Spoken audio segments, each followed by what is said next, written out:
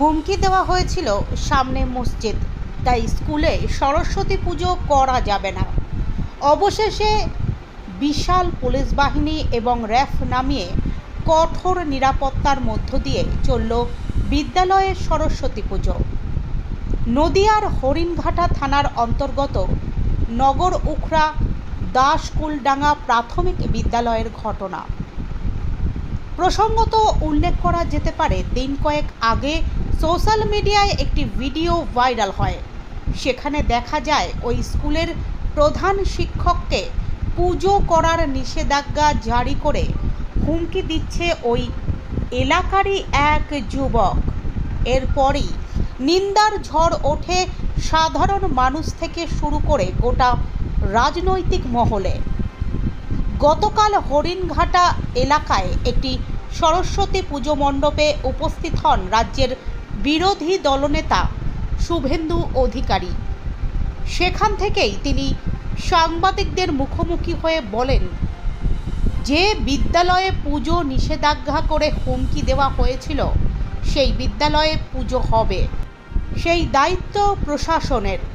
প্রয়োজন পড়লে প্রশাসন নিরাপত্তা দিয়ে সেই পুজো করবে। আজ দেখা গেল হরিণঘাটা থানার বিশাল পুলিশ বাহিনী ওই বিদ্যালয়ে আসে এবং সেই সঙ্গে প্রচুর র্যাফও নামানো হয়। পাশাপাশি প্রশাসনের তরফে অভিভাবকদের স্কুলে ঢোকার নিষেধাজ্ঞা জারি করে। ওই বিদ্যালয়ে উপস্থিত হন হরিণঘাটার বিডিও মহর্ষিতা বিশ্বাসও। তিনি বলেন, একটা পুজোতে আপনাকে আসতে হচ্ছে বা দাঁড়িয়ে থেকে পুজো দিতে হচ্ছে, আর বাইরে এত পুলিশটা আলাদা, পুলিশের ডিপার্টমেন্টের বিষয়, কিন্তু পুজো আজকে সব জায়গাতেই হচ্ছে, সব স্কুলেই হচ্ছে। আমিও বিভিন্ন স্কুলে গেছি, এটা তো one of the part of the school. তো এখানে সবাই, এখানকার যে সাধারণ যারা বাসিন্দারা সবাই মিলে খুব শান্তিপূর্ণভাবে আছে, সম্প্রীতির বার্তা দিয়েছে, সকলে সহমতি ক্রমেই এই পুজোটা হচ্ছে।